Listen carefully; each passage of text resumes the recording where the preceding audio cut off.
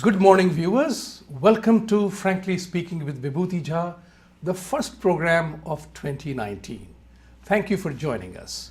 As always, we will again talk about issues that impact both the countries that we are familiar with and we live in, or we have lived in, India and the United States, the two most powerful democracies in the world and two very large economies, one established, the other one still emerging and trying to be the role that they have to play. Now, we have often talked about India under Modi and United States under Trump. In my opinion, what I find is both these leadership are slightly tilted to the right of center, and this has happened for the first time. This is the reason perhaps the left has gone bonkers over that, because their policies are right different from the radical left policies of democratic socialism or give everything free to the voters. Now, the question here is, how does this impact the politics, the economics of politics, and the politics of economics? Now, to discuss all these matters, I have great privilege in welcoming my dear old friend Rajiv Khanna, a prominent attorney in New York City and also the president of India-America Chamber of Commerce. Welcome, Rajiv. Thank you. Welcome to you and your viewers. Happy New Year, everyone. Happy New Year to you and to your family. Thank you. So with that, we will kick off. One of the things which always bothers me, and it has bothered me and I have talked with you in the past, that sometimes one begins to feel, if you have flown Air India, is Indian economy running something like the way the country manages a major company called Air India? We have all the talent in the world, good pilots, good air crew, aircraft, modern aircrafts, but there is something amiss. We see many other airlines fly and they have virtually captured the Indian skies. So why Air India doesn't do as well as many competitors do? And many Indians choose to fly other airlines because their services are better. So the question here is, how can Air India Inc. and India Inc.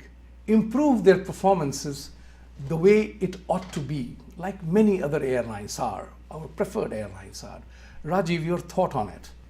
Well, I think... First of all, is the Air India analogy accurate or is a good one? Well, I think I personally like Air India. I fly it a lot. And I feel sorry that despite having great talent, great crew, it is not one of the top airlines. And the reason is simple. It is the ethos of socialism. Senior bureaucrats, and I'd have to call them bureaucrats because that's how they act, spend 75% of their time writing memos to the file and 25% working. And then they are generally headed by an IAS officer who's clueless on the airline business and he or she spends 75% of their time trying to get out of the job because they want a better job, they don't like the airline job. So it's almost a miracle that that airline even survives at the pace it survives. And it's a sad story. It is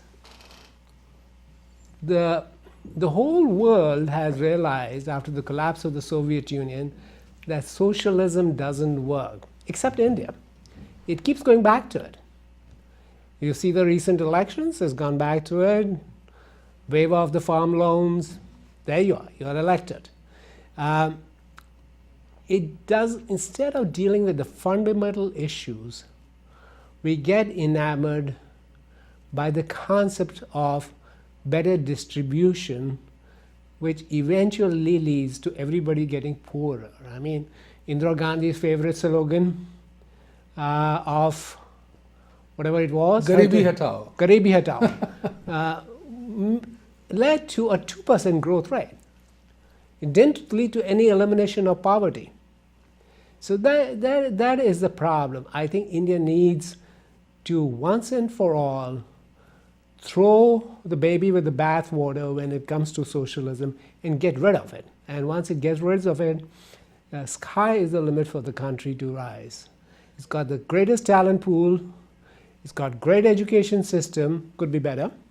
But it has got so much enormous potential that needs to be unleashed, and is constantly held back by socialism. Talking about socialism, it is a failed experience all over the world, including Europe. Because, whenever in the Indian context, you talked about the fact that, once the genie is out of the bottle, it's very difficult to bring it back. Right.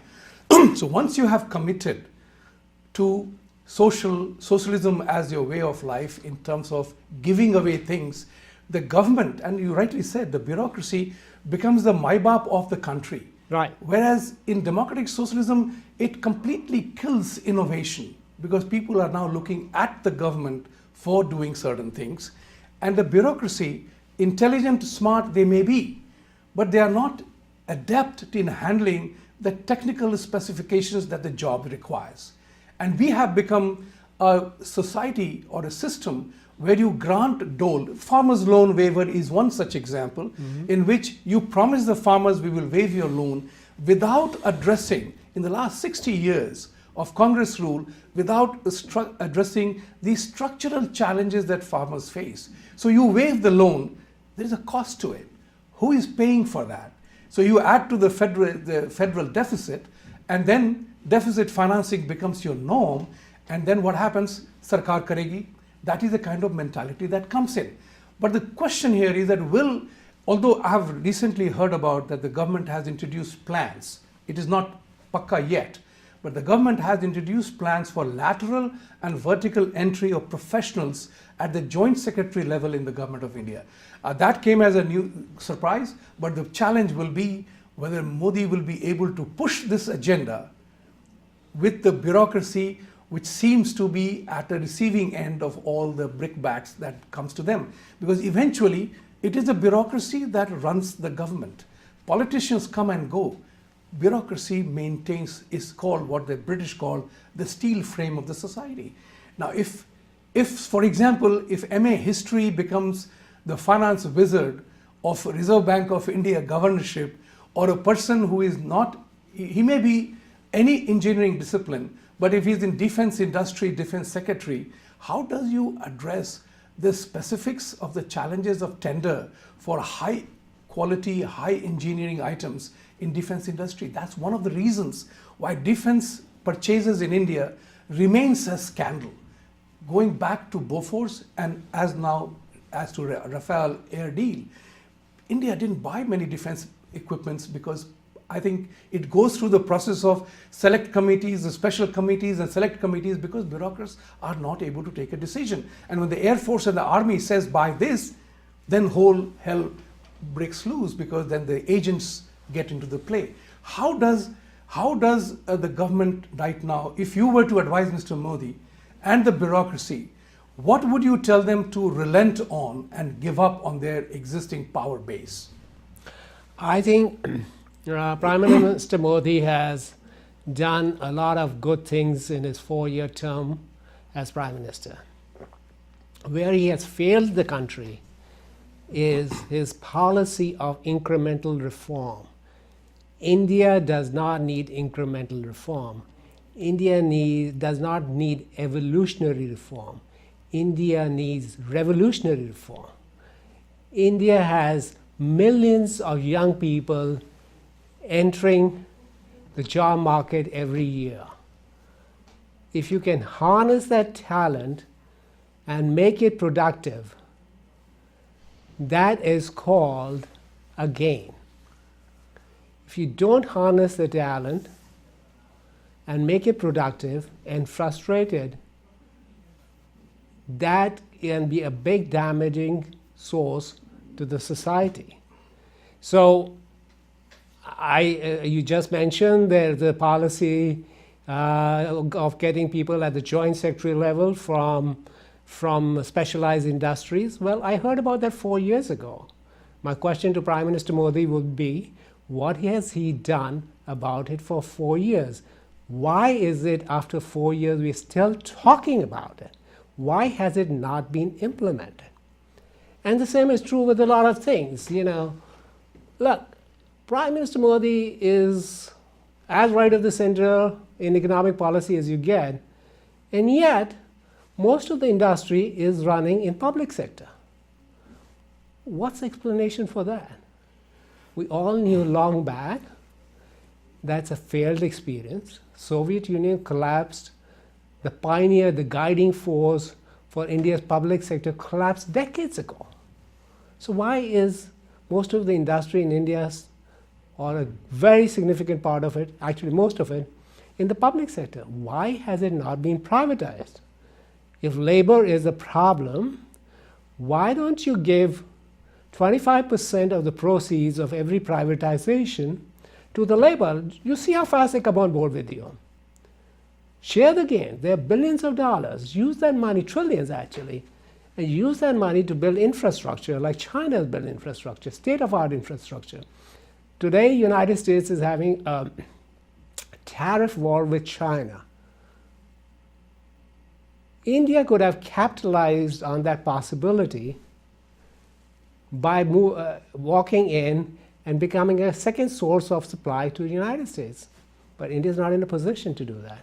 It doesn't have the India has a, you are totally right, Rajiv, in the sense that Modi assumed power in 2014. The mool mantra of that election was ending corruption. Now, to give him credit for that, I totally agree with you, there is so much more could have been done, but it has not happened. But let's look at also, in all fairness, to the man who's at the helm of affairs. He inherited a system which was so much full of flaws that you didn't even know where to start with.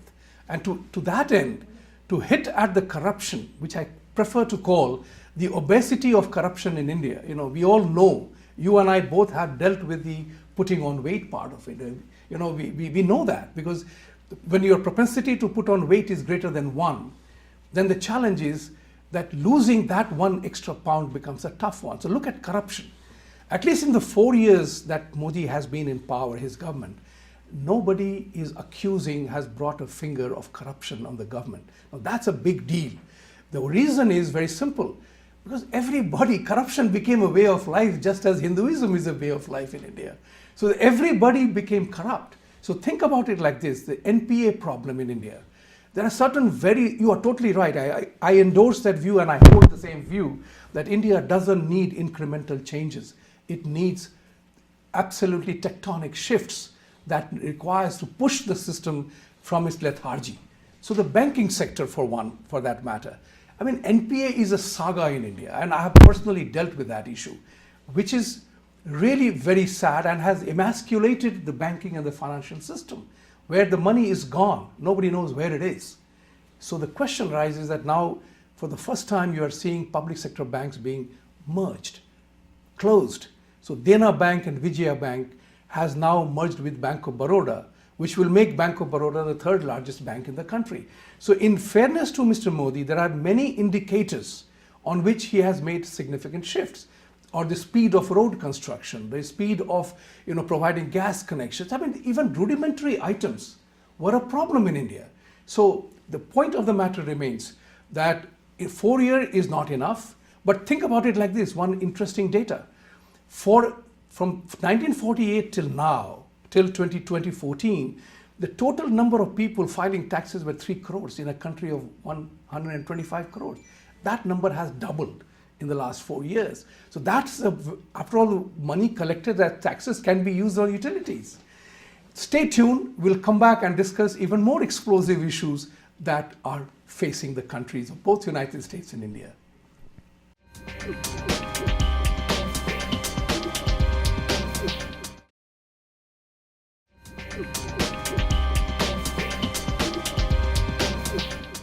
Welcome back. In this segment today, we are also going to touch upon the American economy and the American social life, with which we are so concerned about. We are all immigrants, and right now we are seeing very disturbing scenes happening on the southern border, where caravans are coming to America to take shelter here. Now, There is a challenge in this entire immigration process because people are now taking advantage of the asylum rule to come into the country. Now, remember one thing, the battle is not about legal immigration, but it is all about illegal immigration. Now, asylum seekers become a third category. It was not open for anybody and everybody, but it was meant for religious and other persecutions that people faced in their home country. To make an analogy that because I'm unsafe in my country because of social conditions and poor economic conditions, does that make a case for asylum? However pathetic the situation may be on the other side of the fence. So what is happening in this country right now is the whole debate is about immigration. Nobody is talking about the illegality of the process. It's a country of rule of law. We are all immigrants in this country. Nobody is anti-immigrant because we are all immigrants in this country. How do we make our voices heard? How do we make something which is millions of people come to this country every year in a legal process? But then there are 10,000, 15,000, 40,000, 100,000, they come illegally. They impact the line. So Rajiv, how does this situation get addressed? Is Trump right about the solution of a wall? Or if the wall is not necessary, then what other ways can there be to stem the tide of illegal flow in the country? First, I think you have to understand legal as well as illegal immigration is the backbone of prosperity in this country. There are a number of sectors of this economy that would not work without illegal immigration, frankly, whether it's agriculture, whether it's low-level hotel jobs, etc. And that has historically been true. So to demonize immigrants is to demonize what makes this country prosperous. Okay, let me be very clear. Neither I nor you are demonizing the immigration part of it. What we are talking about is there comes a point in time when you have to change the rules to fit the economic aspect. Right. This country is huge. Right. It's 3 times larger than India and has 1/4 the population. So obviously there is a need for people here to do the jobs. That is not denying that fact. And let me be very clear, I'm not demonizing immigration at all because we are all immigrants here. So I'm talking about a solution to the problem, which is what affects each one of us, both in terms of social life and the civil life. So for example, Mr. Singh, a cop in California, was killed by an illegal immigrant. Now, one can't argue that deaths happen and murders happen all the time, so that is justified too. That's the point which is important to figure out. Well, I think that, and that is a point to emphasize. So you pick up a case of 1 person, 2 persons, 10 persons, 1,000 people killed by illegal immigrants. The question you have to ask yourself is, what is the ratio of the illegal immigrants to crime? Is it disproportionate? Or is it normal? Because people are being killed by illegal immigrants. People are being killed by people who have been here for generations. So it's using the wrong stat. Once again, it's using the wrong stat to pick 1, 2, 5 cases where illegal immigrants have committed crime. I don't support them. They should be jailed. They should be deported. But that doesn't change the basic factor of life, that this country is a country of immigrants. Yes, it has to have immigration laws. Yes, they have to be followed. Putting walls doesn't help because people will come through the tunnels. We know that.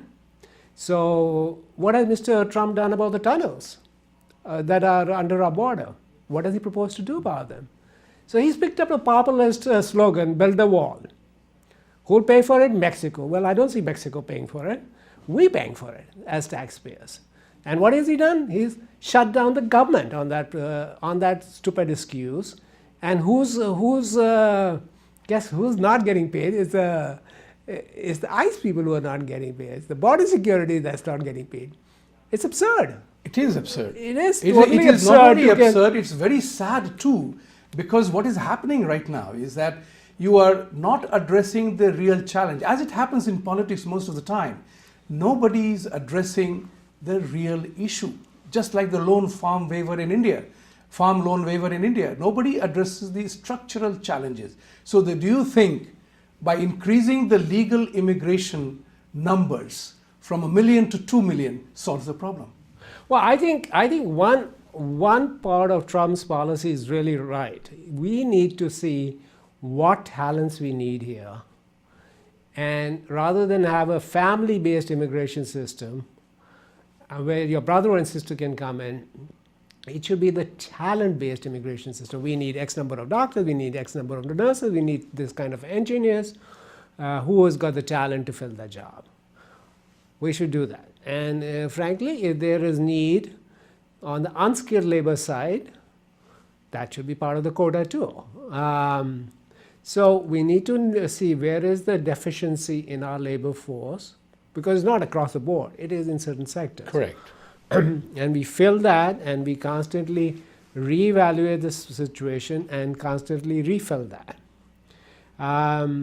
Building a wall, well, I haven't heard Mr. Trump tell us what he's going to do about the tunnels under our border. I totally agree with you. I mean, it's not that any one thing results in solving the problem.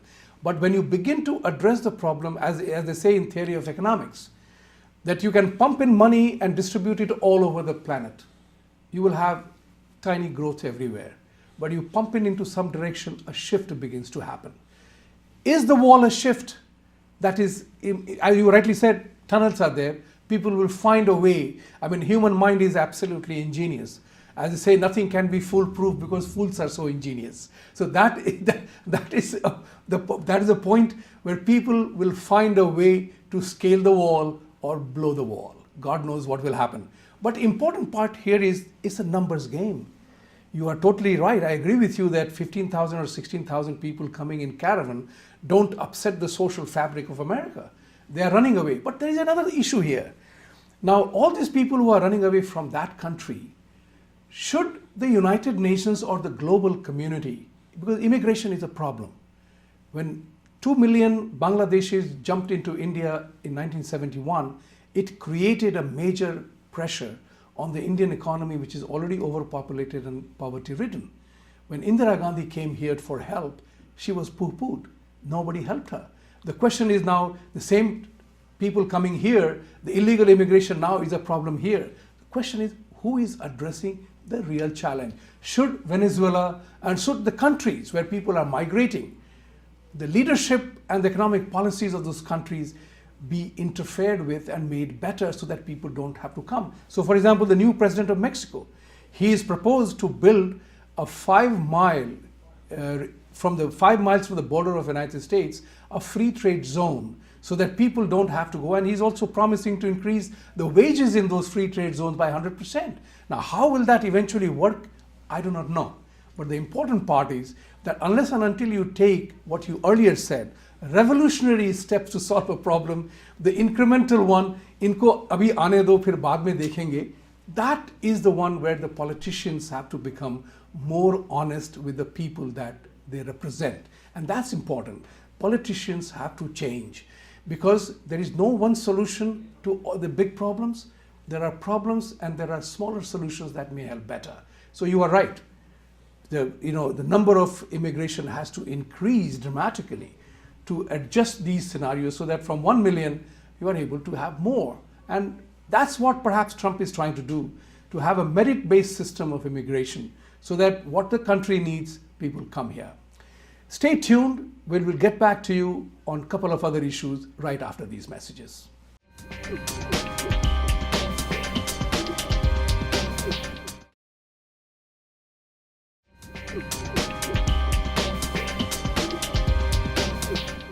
Welcome back. We will take up the next explosive subject matter which Mr. Trump made as his hallmark of his economic policy was the trade with the countries and the tariff policies. That has really impacted the US economy the most because when he has abolished or walked away from many multilateral trade agreements and recently the tariff war that is going on with China and other countries, it is having an impact on the US economy as the largest consumption country in the world, consumer country in the world. So the question here is, how will it shape up? Now, China, we know one thing for sure, that China is also playing a tough game. You have North Korea, political gameplay, and China and Europe and the Canada part of it. So how will this eventually affect US economy? Or will the US economy survive the tariff war that is going on? Or has United States farmer benefited from the increase in lowering of the tariff rates in Canada? Your thoughts, Rajiv, on that? Well, I think the tariffs pose the single largest risks to the economy of the world. It's not just economy of the United States. It's like we are unleashing a nuclear gas into the environment which poisons us in the hope that it'll poison the other side more. Tariffs are not paid by China. Tariffs are paid By people. by US citizens as they buy, and US companies as they import goods. They're not a tax on a foreign country, they're a tax on us. So you can give the corporations the tax relief on one hand and kill them the other way with tariffs, because the tariff is a tax on a corporation. And reckless talk about them, I'm going to raise it from 10% to 25%, I'm going to do this, I'm going to put 100 more things on the list. That begs the question as to whether a proper analysis has been done, whether this has been thoughtfully planned. While I agree that China needed to be reined in, their policies were wrong. I agree with President Trump that more should have been done by past presidents to deal with the issue, and he got handed a lot of problems. But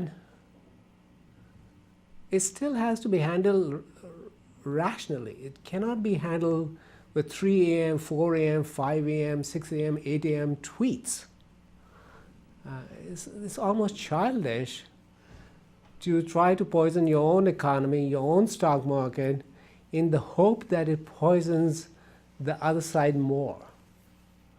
And some rational analysis needs to be done. There needs to be not one summit dinner, but a long summit between the two countries, starting from the bottom up, to deal with the issue and to resolve it. It's clearly hurting the Chinese economy. It's hurting the US economy.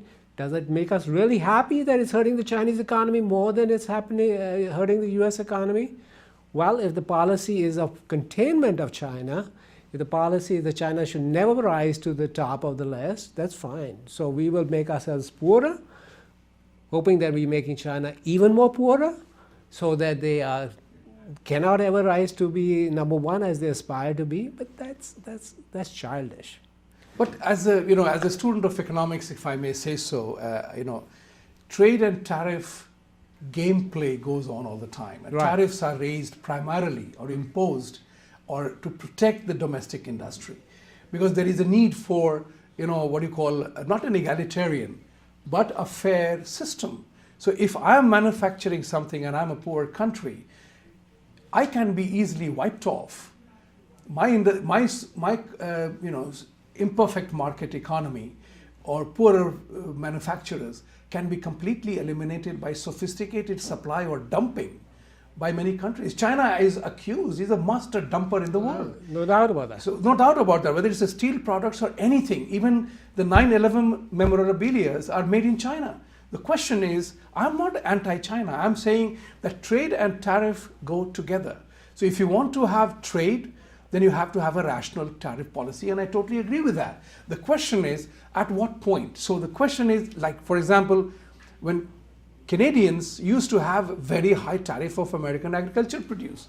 Now that was a story I did not know about until the whole thing came up, and Canada did not raise any objection to that either, but they gave in and began to import American agricultural produce. So there is, as you rightly said, there has to be some study, a rational system where all the countries in the world sit down and realize that, okay, you cannot dump. Dumping has to stop.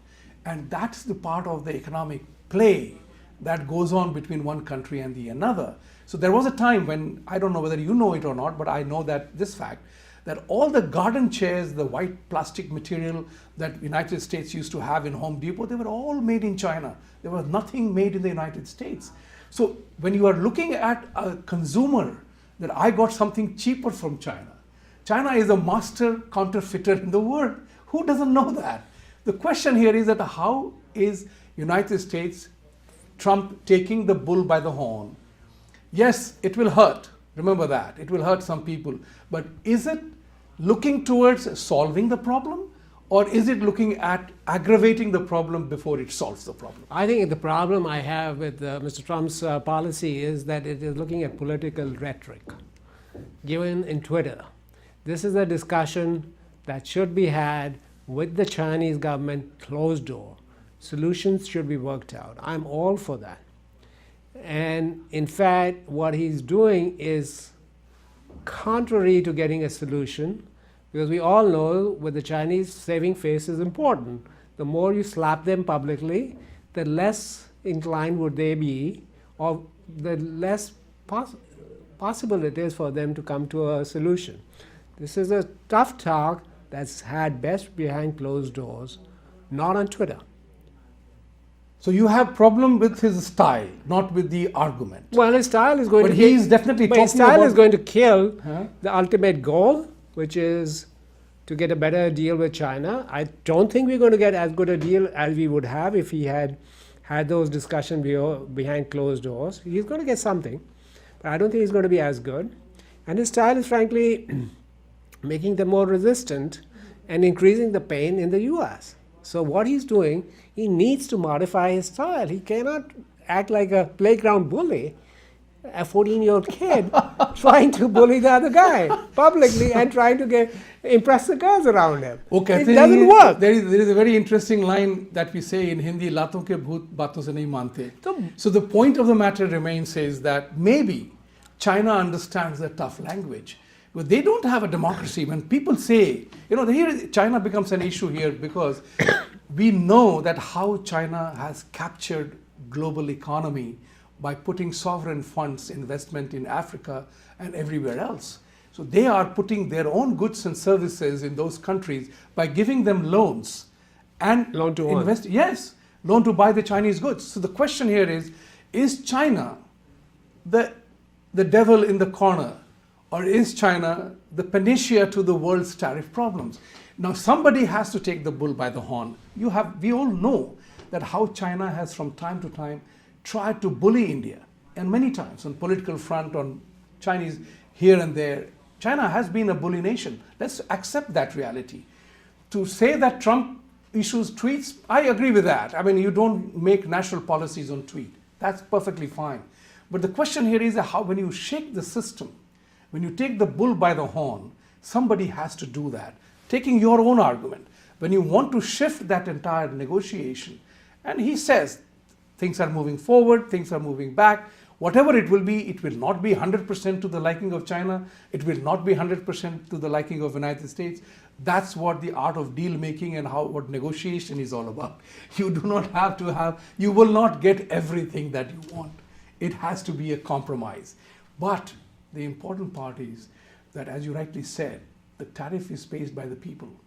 Eventually, people pay for it all. The question is that US people pay for it. yeah, I mean, we're talking about the people everywhere. Whoever imports and exports, tariff plays a role in their lives. My question here is that how much tariff is the real tariff, and how the economic state of the country must be protected, if not at all. Should China be allowed to dump everything that they make on every other country? I mean, Indian industries are under threat from Chinese dumping. We know that. Mm-hmm. Should India have a tariff on Chinese goods? Absolutely. Absolutely. So there we go.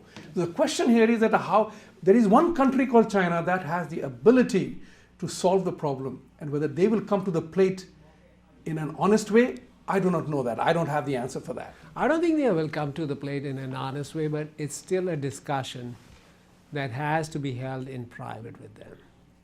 It's still a deal that has to be cut in private with them. I know Mr. Trump talks about his art of doing a deal, well, I think he's shown a poor example of it in this case by using rhetoric to energize his base at the cost of finding a real solution to the problem. And he's a politician like any other politician. To some extent, it's a forgivable offense, except that he crosses the line. And he crosses the line way too much. He needs to focus on finding a solution, and the solution cannot be found in one dinner. I think they need to have series of high-level head of state to head of state discussions between him and Xi Jinping to find a solution to this problem. Or maybe they can start at a lower level, lay the groundwork, and get it done. Negotiations have to constantly take place, and you cannot set artificial deadlines of 90 days. And I don't know how many discussions are taking place in 90 days. You're not telling the public what's happening. You're making the stock market very nervous. And then you have a head of Federal Reserve who's at best a complete idiot, and at worst his acts are treasonous because he's raising interest rates, diminishing the president's ability to negotiate with the Chinese. So it's like, who's working for America? The Federal Reserve isn't, the president isn't. Why are you surprised? Why are you surprised that the stock market is tanking? I am surprised it's not tanking more. Here is something, like you said very interestingly, that Federal Reserve chief is almost acting treasonous, and Trump's policies. So that throws a question back again.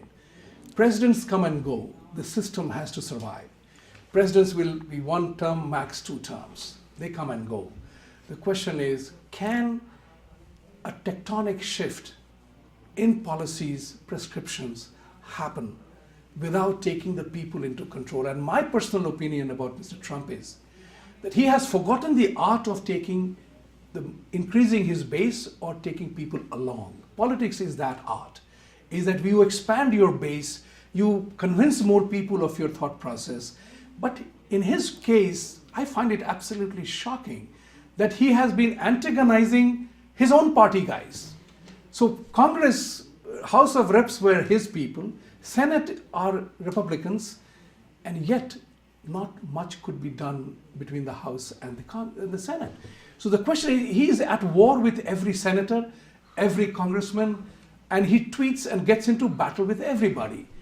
If Mr. Trump were listening this, hey, just get to learn that how do you build your consensus to bring more people in the fray rather than putting them all out.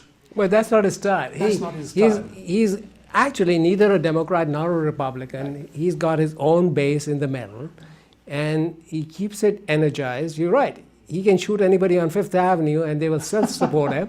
He's absolutely right on that. And he's focused on his base rather than expanding his base. He was elected with the help of his base, but he needs to be a president for all the people, including those that did not vote for him, including those who chanted, "Not my president."